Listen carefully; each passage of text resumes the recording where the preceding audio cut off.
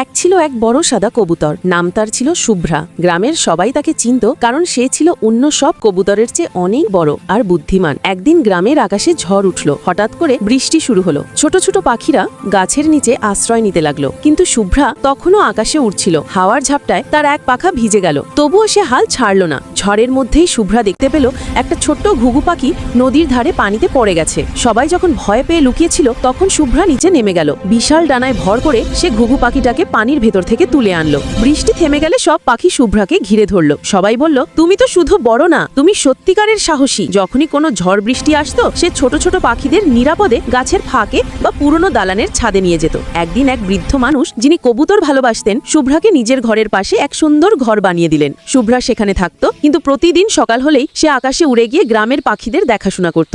বন্ধুরা, ভিডিওটি ভালো লাগলে লাইক কমেন্ট করে দাও। নতুন নতুন ভিডিও পেতে চ্যানেলটি সাবস্ক্রাইব করে পাশে থাকা বেল আইকনটি প্রেস করে দাও।